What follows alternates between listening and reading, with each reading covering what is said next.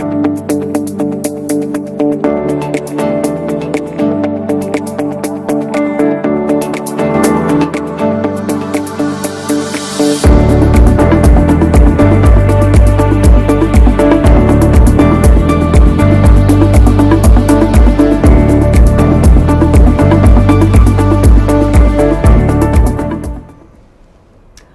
to Author Showcase. This is Dixie Jarchow with Tom Cannon. Behind the scenes is Bill Gillard. And today we're talking to James Hamilton. I'm pretty excited that we got him here. We're going to talk to him today. James Hamilton, he's a poet and lots of titles he has. Performer, digital content creator, and so you can find James. You want to contact him, look for his stuff. You can look on YouTube. You could look on Ko-Fi.com, which I think James will explain about a little bit later, and Facebook. And I met James a year and a half or so ago, or maybe a little bit longer, at an open mic for the Wisconsin Fellowship of Poets. So, and James in a minute's he's going to start us off with a poem.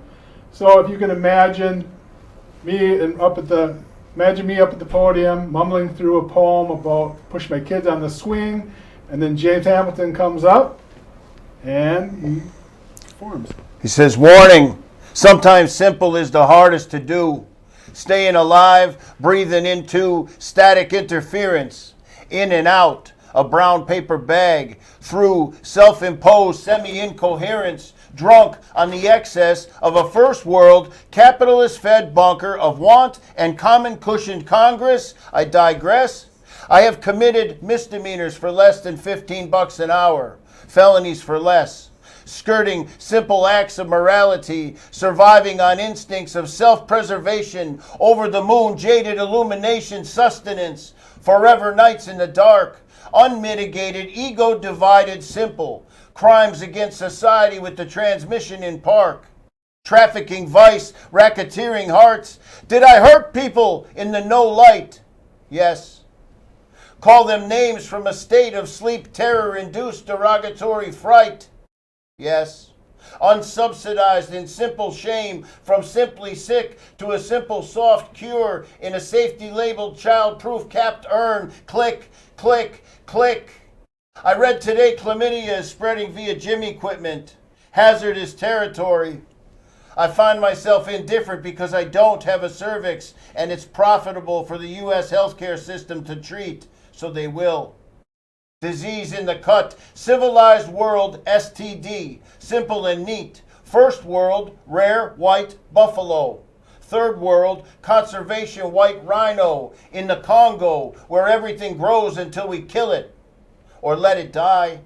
Cobalt seeds of nothing show herds of people dying from the diseases of unprofitability, exploitation, gender equality, poor sanitation, poverty manifested in symptomatic HIV, cholera, measles, malaria, TB, fields of unvaccinated viral tribal smatter, victims of displacement, run for the order of the border even if the border isn't actually there. They're not considered refugees unless they cross an imaginary line to leave, seeking asylum somewhere else. Humanity on a shelf, peered at through cracked glass, screens to screen to screen to screen to screen, scenes of endangered species zooed, cognizance to undertooled in green before turning away. Warning, sometimes fixing simple is the hardest thing to do. Thank you. Wow, Thank you. Very nice. Thank you. So thanks for having me out, guys. This is so cool, so cool. Yeah. And why don't you tell some people a little bit about yourself? So, I'm James Hamilton. I live in central Wisconsin, in Waupaca. We talked about that a little bit. It's actually Waiawega, but that's harder to say. But I got through it. My fan site is at ko-fi.com. That's ko-fi.com /James Hamilton Poet. The best way to find me, though, is on Facebook. So facebook.com/James Hamilton Author. And for any bookings or inquiries, it would be jameshamiltonauthor@gmail.com. So how did you get started in this type of presentation, this poetry? So the presentation aspect of it, there's a poet that I know he's done podcasts and stuff that we're all familiar with around, is D.G. Clearing.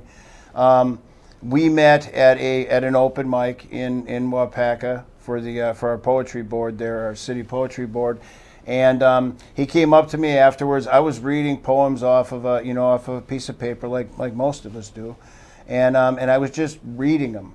I wasn't putting any inflection into the voice or anything. And all those of us that know DG, we know he's like super demonstrative and very animated in his approach, and just a really great performer.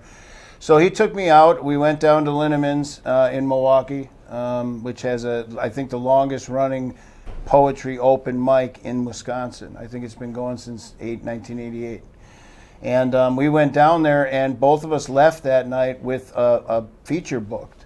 Wow. And he said, well, now you're going to have to learn how to perform. Just shove me in. Okay, because, he had asked me in the car ride on the way down, he says, what do you want to do with your art, And I said, I kind of just want to write books and stay home, and have people buy them. But the thing is, when nobody knows who you are, they don't know who you are, they're not buying your stuff. It's true. So, so I kind of went out and learned how to do this, and I just keep trying to get better every time. So when I go up tomorrow in Stevens Point, I want to be better than I was Saturday night in McHenry, Illinois.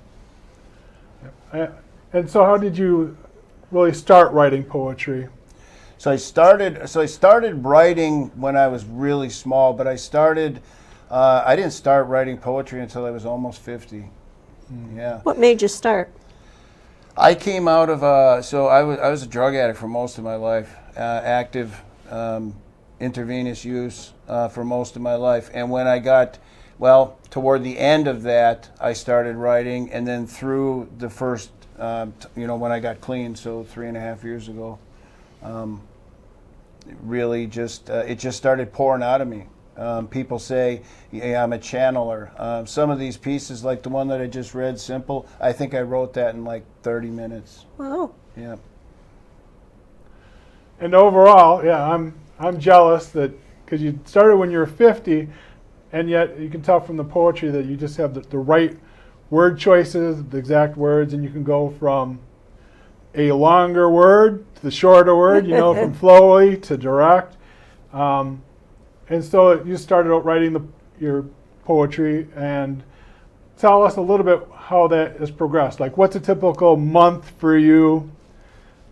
Because it's pretty. So I've actually kind of locked myself into a pretty good schedule. My sixth book is coming out March 25th.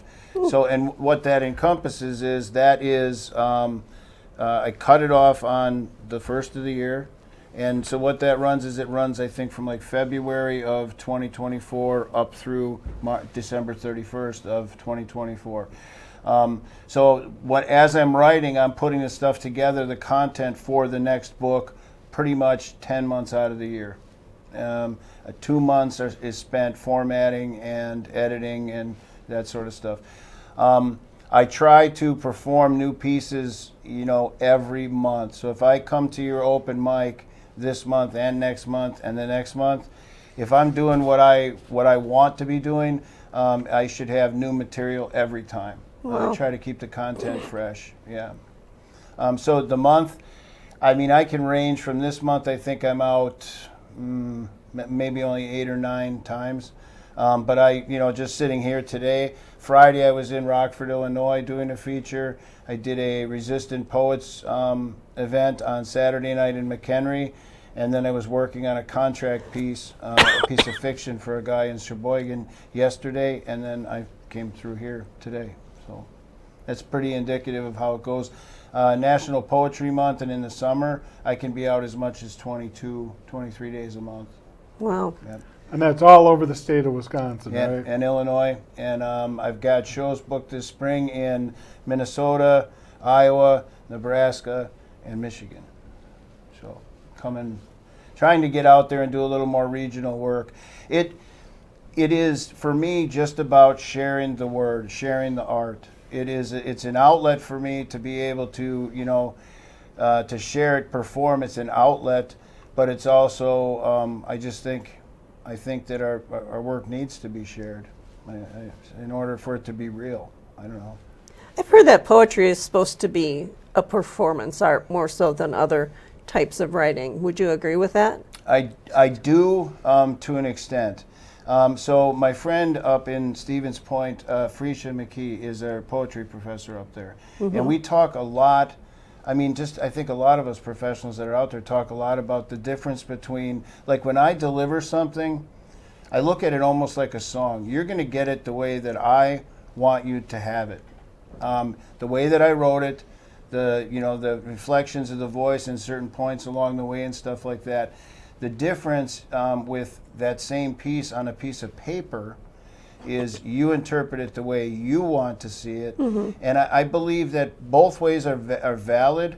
I think that the time that you're able to spend with a piece when you're reading it on the page makes it more personal and more, it may have more of a lasting impact on somebody that experiences it that way. What Frecia calls it is time.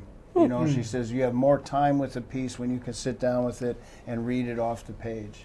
So what kind of response do you get from audiences? Well, do people say, I wish I could write poetry, or a lot of that. I tell you what I get the most, and it kind of bothers me a little bit sometimes. But it's even like Tom, you had kind of alluded to it when we were talking. They say, "Wow, we don't want to follow that guy." And it's like, but that's kind of a compliment. It is. Yeah. No, it is. But to me, it's everyone's art is valid. Am I loud, dynamic? Yeah, I am. That's the style that I perform in. But it's not any more valid than somebody getting up there and reading a piece just outright how they wrote it from their heart. And I think there's a lot of that going on. Open mic should be warm and inviting, and every style should be welcome, and every style should be validated and given the same platform. So, yep, and I've seen you at open mics, and the person that's cheering the most for the nice quiet poem is James. Either way, you appreciate all those different types and how it comes out and stuff. And overall, I think that you will go do an open mic, because we'll talk a little bit about difference of what it is to be up there and to express yourself, but also just the act of getting up there. It's going to be validating because poets are nice people. Yeah. I have met, last year I think I was out 150 something times and most of those are open mics. Some of them were features that happened at where I started out as open mics. Linneman's, for instance, I did a feature there in November, but I still try to go there and participate in that open mic. I have met so many people that are, they're my closest friends today. Just in the last 2 years, being able to get out there and do this, share my art, and listen to theirs and experience theirs. The poets that are out there doing what they do at the open mics, they're the ones that are driving me to want to do better. They're the ones that are inspiring me, and hopefully I them, and that's how it's supposed to work. Warm, supportive, and we all grow together as a community. Do you feel like there's been a resurgence in poetry? Because when I was a kid or a young adult, we didn't have poetry readings or anything. It was kind of just an English class. I think that it is, I think that the technology aspect of it, like doing shows like this, I perform on the New Eurekan Poets Cafe out in New York. They have a web show every Thursday night. Oh, cool. I try to get on there as much as I can. So I think that has helped feed the scene. The technology? Yeah, but the open mics, they're cropping up all over, and they're well attended. I could tell you the one I just did in Rockford on Friday night, I featured there, but the open mic portion of it, we had a full house in there, every chair full, and I think there was like 18 poets reading. Wow. Same thing up in Green Bay at the Urban Culture and Arts Center up there. We have had a full house the last 2 months, so that's November and December last year, Christmas and Thanksgiving going on, and we're filling the house with poets that are coming there and sharing their gifts. And if you're thinking about an open mic, and you can look around the area, they're around there. If you go to James' Facebook page, he posts where he's going to be. He posts opportunities where he can. In like the Norwegian Cafe, that's a Zoom meeting, right? Yeah, it's a Zoom broadcast. So yeah. And if you're thinking about starting one, you can contact James, and he'll show up and give you some advice and give you a boost. And I think the other thing that's really cool about what's happening on the scene here is every open mic has its own personality and its own flavor. So, and so I recommend getting out and doing a little bit of traveling. Do a little bit of driving. If you live in Appleton, go to Green Bay, go to Stevens Point. Take a Friday night or a Monday night and go down to Milwaukee and check out what they got going on. Because every place is just a little bit different, and the art, it kind of, I think, takes on some of the personality of the places. There's a lot of really great stuff happening in Milwaukee right now. So what's up for you next year? Do you have it planned out, or do you just kind of let it happen? I do. So, like I said, my 6th collection of poetry will be out March 25th. It's called Dope Words. They got a graphic even. That's great. Yep, I love it. I have learned an awful lot about releasing books and what not to do. I have made what I believe is every mistake possible under the sun. So I am trying to do like pre-sales this year. I've got it up on my fan site to buy now for shipping in March, and we'll see how that works. I'm just planning it a little bit better. Workshops during National Poetry Month. I've got I think 12 of those booked right now, all over the state. They're like a whole different skill from actually poetry. Yeah, it is, and I like it because we can sit down and we can talk. I can talk to artists about the creative process, and my workshops are one pretty simple principle, and that you can do you better than anybody can do you. Validate. If you are being true to yourself and speaking wholly, your view and your just being original to yourself, true to yourself, you're going to come out with some pretty cool original stuff, and it's going to be validated, I believe. So, James, how many books do you have out now? And maybe you could give some inspiring authors some advice on what's your advice to putting out a book. So this would be my 6th that's coming out in March this year. I also have a book a fiction book that should be out in April. That I had a friend that wanted me to write a story, so I got involved with that. My first book was traditional publishing. It was kind of a hybrid deal. I don't recommend that. I really like controlling every aspect of what I'm trying to do. If I put something out, I'm proud of it, and I want to make all of the decisions as far as it goes. The book itself, to me, is a piece of art, just like the stuff that's inside of it. So the cover art, I do all of that. I edit my own, my author bio pictures, all of that stuff.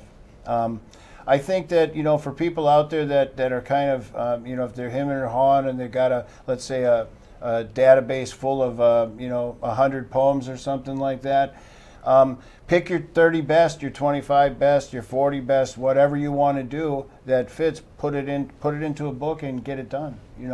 And I'd be more than happy. I think most of the guys that are out there, ladies that are out there working as poets, would be more than happy to show you the ropes and tell you what we got to do to help you get your vision published the way you want it to be.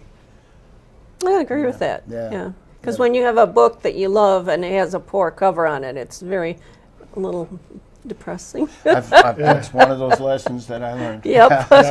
And then you have the control over what that cover looks like. Yeah. And if it's crappy, it's your fault. Yes. But it's also it's you you. also have all the responsibility for it. Yeah. Definitely. Yes. I think as long as you spend on a book, whether it's poems or a novel, you're really invested in it. And that's kind of the that process where I look at that calendar year now, and I know I've got 10 months out of the year that I'm going to work on that next collection. And actually, I think Tom and I talked about this last year. I said, could we put out 2 books a year? Sure. I live off the merchandise when I go to open mics. I sell the books, and those help pay my expenses to be able to continue to do those open mics that that we don't get paid for. So, would it make sense for me to do that? Sure. If I wanted to put out 4 books a year, I could do that and keep the content fresh. I don't, because I want to put out a quality product every time. There's a standard there that I'm trying to keep. And can somebody else do it? Maybe. More power to you if you can. I can't. 1 a year for me is pretty hard to maintain. Yeah. It's a lot of work. Yes. People don't realize. And I've heard I've been to open mics where you said, I wrote this on the way home from last night's open mic, and it's fairly polished. I mean, not fairly, it's great, it's polished. So that's really, I think, great advice to make sure you have that quality and limit the number of books. Keep putting books out, because, Dixie and I have both heard the thing that if you want to sell books, have more books to sell. Yes. True. Yeah. So that somebody reads your first book, then they'll read the There's another second, book, there's more and more. Yeah, I agree with all of that. Yep.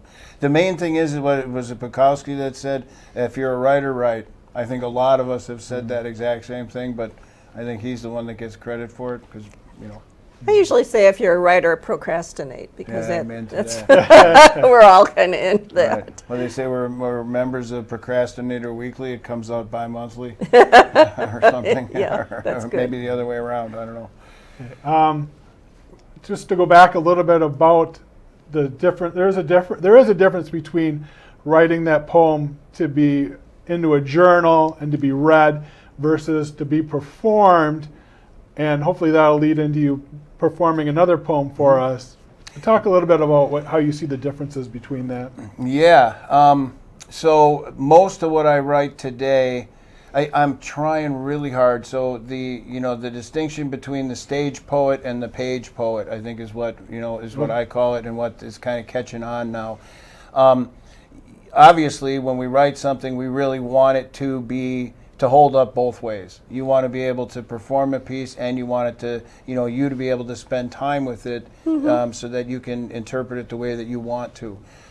That said, I would say out of, let's say, 100 pieces that I may write over the course of a year, there's probably 10 of them that they don't look right on the page to me. They don't. And some of those are pieces, like I did one for Rhinelander last year. They had a push against loneliness.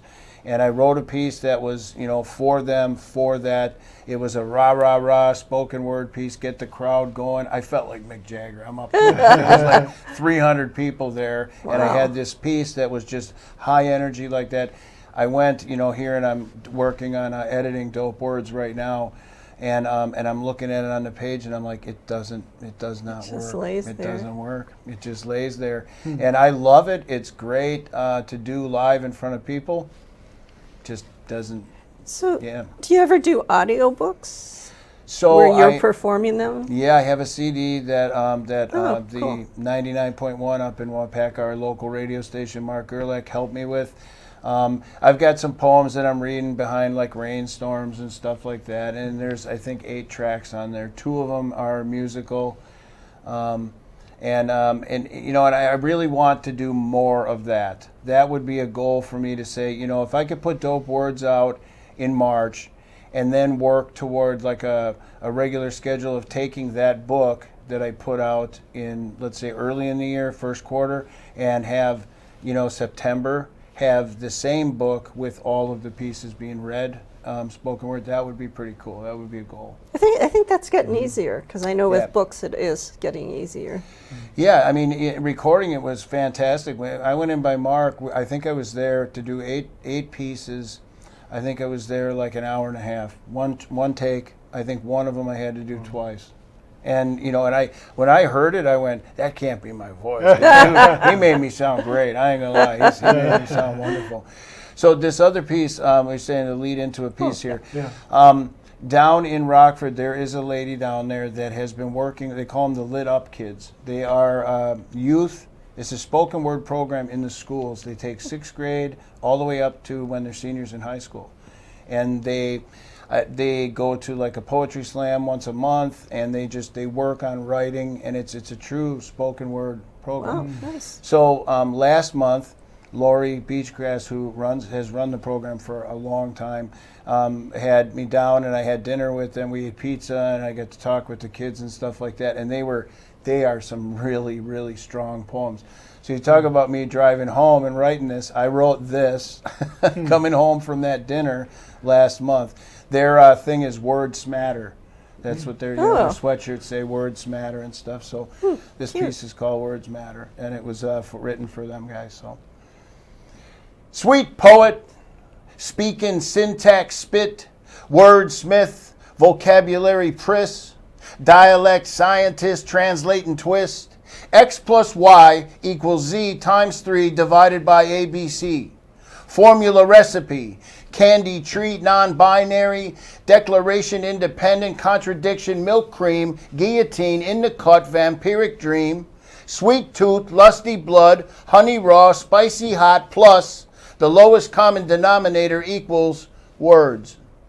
Consonant, adjective, noun, verb, homonym, contronym, synonym, antonym, mononym, put together rhyme, non-rhyme, scheme, on time, in time, musical signature, rectified design time, positive, negative, mathematical equations, integer, superlative, decimal, fraction, standard deviation, geometric placation, creative insemination, smooth designation, poetic license, writer, orator, MC, fighter, author, activist, artist, schizophrenic, scattered, lit up, future, words matter. Excellent. I like that. Yeah. Yeah, they're really, I mean, the youth is the future. And there's a couple of really young poets in Milwaukee too, Jai and a couple other guys that are really good, really, really good. It does seem like youth kind of like almost an innate sense of that. I mean, they just got the rhythms and the imagination to use the right words. And some of these guys, like the guy mentioned in Milwaukee, they write a lot of stuff. They write a lot of stuff. Like, I write a lot of stuff. A lot of writers out there do, but some of these kids that are out there, they're feeling it all too. You know, they really are. A lot of it really matters. They're tackling social issues that I think that maybe I'm too old to understand. You think so? Yeah, maybe a little bit, yeah. But they're doing a good job of it. That kind of leads me to my next question, which is, do you have like a message or a theme? You know, like, what do you want to say? I think each piece speaks for itself. So I've been throwing a little more humor in there into certain pieces because I think humor goes a long way to making serious subjects maybe a little more tolerable. Yeah. So I've been trying that, and I've been also trying to work toward, I think, what I'm calling it is like poetry impressionism. So, you know, it may single words and playing off of the cadence and maybe a meaning that isn't as overtly easy to figure out until you actually sit down and work on it. So what I'm saying there is I can perform it, and you can spend your time with it to look at it and go, what was he trying to do here? These are 3 words that don't seem like they even go together, but they do. You know, there's a lot of thought behind it. So I'm trying to constantly expand what I do and grow. I mean, that's what we're supposed to do. You know, I think as artists, we're supposed to constantly grow. And when we stop, maybe we're done. Not on that happy note. Yeah. For sure. I'm closer to done than you are. And so there's growth, and the growth in writing and stuff. And maybe talk a little bit about that, because I heard we were actually in Fond du Lac, and you kind of talked somebody about the catharsis of it, the improvement of it, whereas, and you get that now. I think at a certain point you started out on your way to recovery. You you kind of needed it and you don't need that anymore? I do. I mean, I think, so yeah, writing for me, the piece may not even be about what I'm processing. It's the energy that I put into the piece sometimes now. There is a catharsis there. I would probably be relatively insane if it wasn't for art. It encompasses my entire life. And when I write, I'm fortunate right now that I'm able to, I say I write in the car on my way back from it, and I do. But You're dictating, right? Yeah, I'm dictating, definitely. Yeah, and if you drive behind me, I'm still dictating. Okay. I'm just driving. I'm just a bad driver. Okay. Just throw it out there. I'm not a great Got driver. Yeah. But the catharsis is there, and the ability to be able to, if I'm in the grocery store, stop what I'm doing and have, the ability to be able to say, I'm going to walk in the men's room and I'm going to dictate this piece. I don't care who sees me doing it. They may think I'm nuts. I don't care. But I have gotten myself to a point where I can do that, and it helps me get through. Walking through the grocery store can be stressful. That guy who has to try like 7 different kinds of ham in front of you at the deli counter, right? That guy. I can walk away from that, and I can put a couple of bars down into my phone, dictate it, and I can go back there and I can smile at that guy. And then he'll try the turkey the same way. So what would you suggest for just Joe anybody if they want to try poetry? Right. Come to an open mic, walk up to somebody and say hi. Because I've seen enough of this first-time people. I was a first-time person less than 2 years ago in open mics. And the people who come now, I promise you this, they're going to be warm, they're going to be inviting, they're going to help take you under their wing and show you the ropes. And the other thing is just write. Write what you feel, write what you don't feel, write what you see, just write. And then come and share it. Because it's valid, because it came from you. Perfect. Mm-hmm. And so, what do you see yourself doing in 10 years? I hope that I am, I really want to carry the message that I have. Part of my growth arc and what I want to do with this is I want to take this national and I want to take it international. I was fortunate in November last year to have a piece that I wrote as kind of a tribute to the Beat poets. It was called Beat. And Finn Hall, who is our international Beat Poet Laureate through the National Beat Poet Laureates Association, printed an anthology out of Scotland, and I got a piece in there. Nice. And I would love to go over there. I mean, I would love to go over to England and Finland. I've done some writing projects with a lady over there, and another one in Ireland. And I would love to go over there and just see how they do what they do. Soak up that process and see, is it that different, or is the art really something that does bring us all together on a common plane? And I think that kind of connects with what you said earlier, where go out, do an open mic, get up there, or even just go and listen. Yeah. There is a connection there. Yes. And, somebody will probably connect to your poetry and say, wow, powerful, thank you for sharing that. And maybe encourage somebody there that's like written in their notebook. They're a young person, they've written in their notebooks, they got their stuff, they worked through things, and they want to get up and share it, and they need somebody to hear them say it as well. And the other thing is you see the more of them that you go to, you see poets coming, they'll say the same things that I said, or that I've heard other poets, something like DG or even something you said, and I'll hear them say it as they're coming in, and it just says to me, I know where you're going to be in 6 months. Just keep doing it, because so-and-so said the same thing, and look at what they're doing. And that is so cool to just watch people. There is no competition out there amongst artists. We are all authentic to ourselves, and there's only one of me, there's only one of you, and one of you. And, there's enough room for all of us, and our views are valid. That is probably the most important thing. I don't care if you're 3 or 93. What you see, your views of the world are valid. and put them into some rhyme and into some verse and let's go.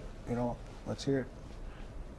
And then the only way to find out that they're not the only person feeling that stuff, or that it's not that strange, is to share it. Yeah. Although, if you want to write your poetry and never share it with anybody but yourself, that's okay too. Mm-hmm. There's definitely, you learn a little bit about yourself. Maybe the only message you need to give is to yourself. There's a lady that I met through an open mic that I host up in Green Bay at Urban Culture and Art and Event Center. Her name's Gypsy Amber. She is 80-something. I'm not going to call her out like that. 80-something. She calls herself my partner in crime, and I will embrace all of that. She's fantastic.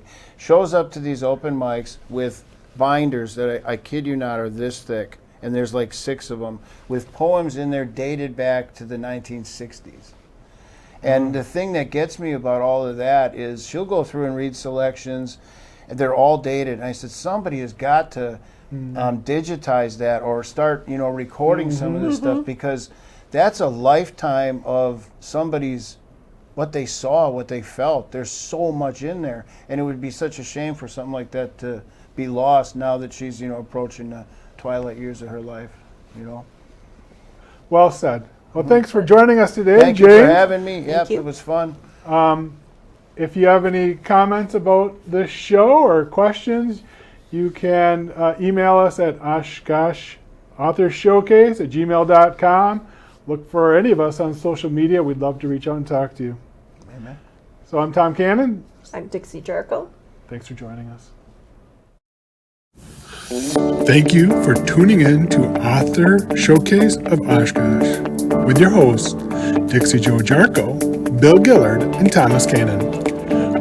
We'd love to hear from you, whether you're interested in being a guest on the show, have a question, or want to share your thoughts. Please reach out to us on social media or via email at OshkoshAuthorShowcase@gmail.com.